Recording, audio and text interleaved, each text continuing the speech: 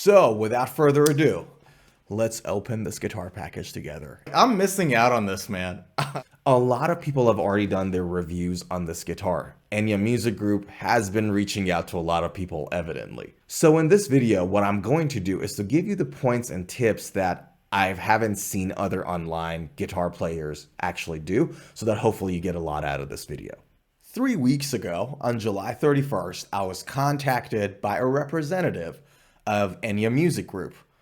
They sent me an email saying, Mr. Sorenzo, we really love your guitar contents online, and we really found your guitar analysis videos on YouTube informative.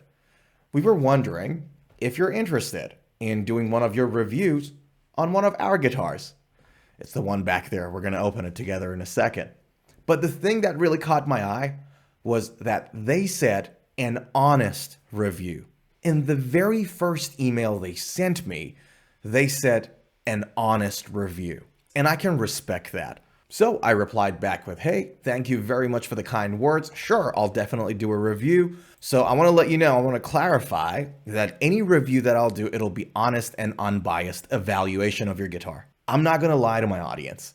Now, as I was typing this, at the back of my mind, I was like, hey, this may fall apart because, see, I've never worked with Enya Music Group before. So if I tell them, hey, mind you, it will be honest, there is a chance that I'm not going to like the guitar and I'm going to tell my audience that I don't like it. And in business, given the fact that nothing is for free, it might not be in the company's best interest to send it out to somebody who, has that kind of an attitude towards his audience and his content. But shortly after, they replied back with this. Transparency is important to us as well, and we value honest reviews. We encourage you to share your real user experience with your audience. We're going to open that guitar together in a second, but I'm just going to say this before we do this. No matter what I think about the guitar, these guys have got my respect. So without further ado, let's open this guitar package together. And let me tell you something. Let me tell you something. Let me tell you something. All right. Let me tell you something. Let me tell you something. Wait. This package arrived at around 8 hours ago. I've been waiting 8 hours to open it, and that's 8 hours too much for me. And it just arrived. Let's do this. Iraq lobster. I didn't know it's going to come with its own gig bag, and the zipper is open fine. The quality is not that bad. I'm not sure if you guys can see the texture or not, but it looks all right. Let's make it fun. Instead of me opening this and seeing the guitar first, I'm going to ask my partner to open it, and I'm going to sit blindfolded, and I'm going to receive the guitar first, because I want to feel it before I see it. Okay, what is this that I'm holding? Whoa. I'm pretty sure, I'm missing out on this, man. I'm doing this just to feel it first, but I'm missing out on this experience, so I'm gonna have to watch the video back again. All right, what do we have here? This is obviously a Les Paul shape. The neck is nice and thin, actually. I like it. Can't wait to see how it actually looks like. God damn it, I don't even know the color of the guitar. Oh, wow, okay. That's like a slightly different kind of headstock. All right, this is the moment of truth. Let's go. Oh, wow.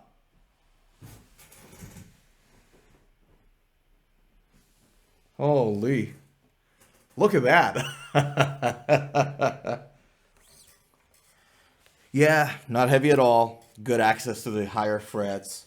So, body material is carbon fiber, and the neck material is also carbon fiber. It's a 0 fret design. Scale length is 24 3/4, 22 round-ended frets that are nickel silver. Interesting. Okay. And the nut design is 0 fret, you can see. So this is fret 0, and the nut itself is an extension of your carbon fretboard.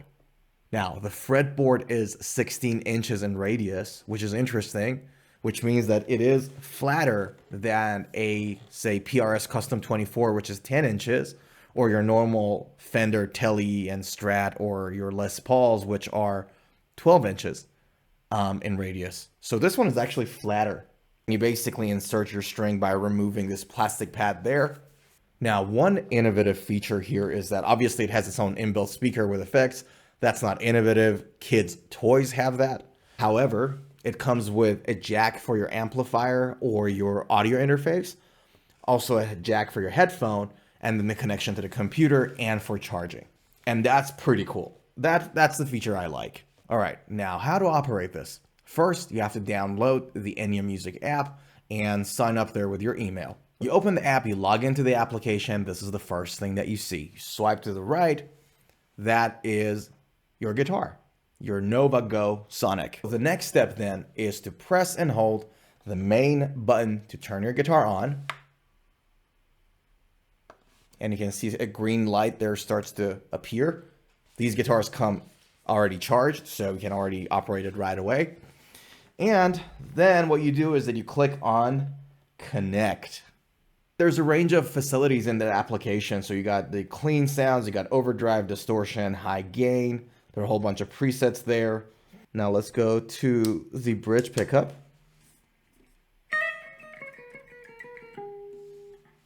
Coil split. So that's when you're in a humbucker mode.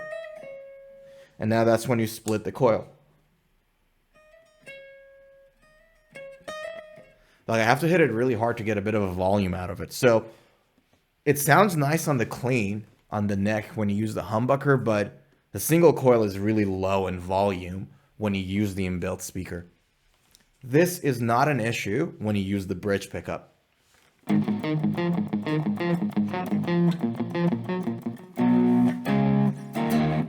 One little issue I have with the distortion mode is this. Can you guys hear this? Just an open string. Let it fade. Nice sustain, by the way. See that? It went and came back. It has a weird ending to the notes. So one objection I have to the inbuilt speaker is that it has a good sustain, but it finishes the note really dirty. The notes just don't naturally fade away. Now let's hear the same thing on the audio interface.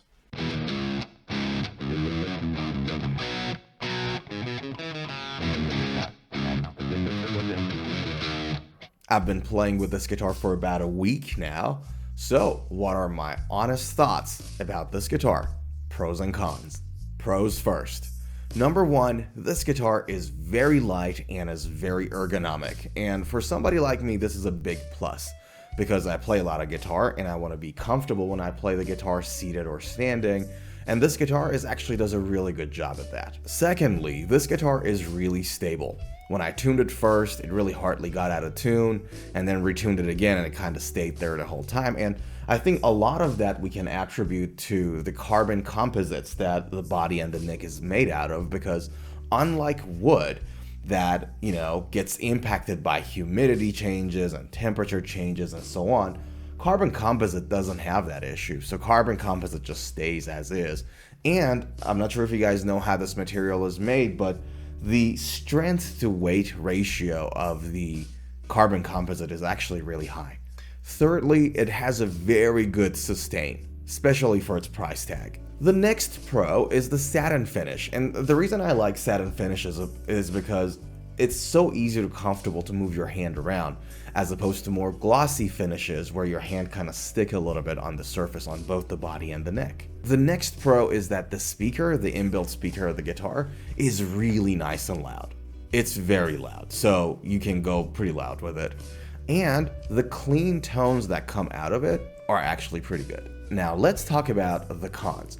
The first con of this guitar is the combination of 0 fret design and a tunometric bridge. Now, why this is an issue? The way a 0 fret design works is that your nut is actually fret 0. The height of the nut, the actual location where the string starts, is your fret, right? It's a 0 fret design, so it's not the nut actually, it's the fret itself. This on its own is not an issue. However, when you combine this with a tunometric bridge, it becomes an issue. Why? because twonometric bridges increase the height of your string and the angle that the string is separated from the body of your guitar. The reason that this is the case is because twonometric bridges were designed for Gibson Les Pauls.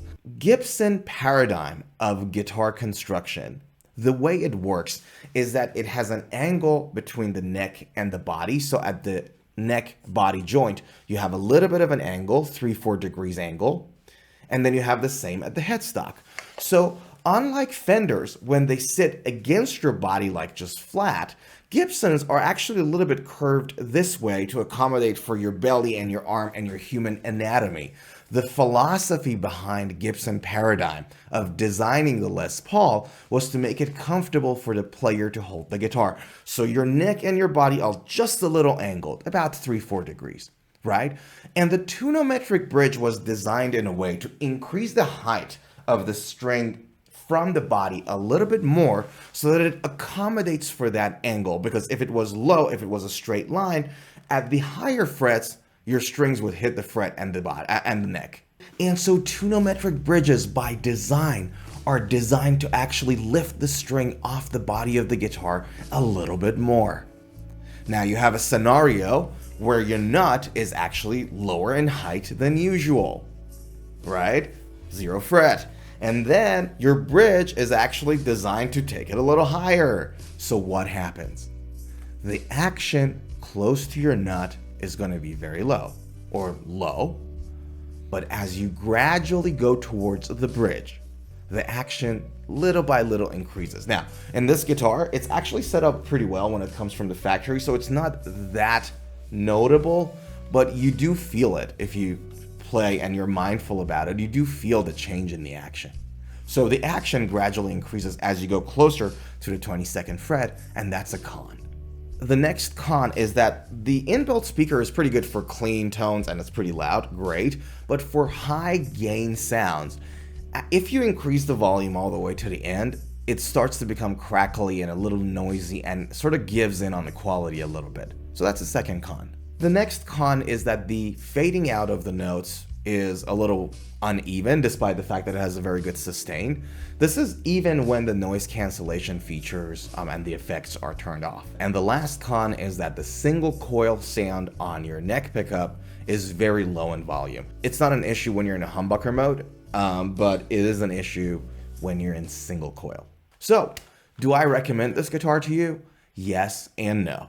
No, if you want to use a guitar for professional settings, recording sessions, professional gigs, so on and so forth, then this guitar, no, it's not for it. However, this is a great travel guitar, and it's a great guitar for you to just take it and jam with your friends, especially if your friends only have acoustic guitars and you don't want to have an amp or carry an amp, or you don't want to buy an amp. This is a super good guitar for it. It's also a great option for first-time guitar buyers, or if you're buying a guitar for someone who's a lot younger, a teenager, or someone who, you know, you don't want them to carry a massive load of weight on their body as they're playing the guitar. This is a very good option. In fact, it's a much better guitar than the first guitar I had. And the price tag is rather reasonable. So it's a very good first-time guitar too. And that's about it. Great to see you. Take a good care of yourself, and I'll see you in the next video.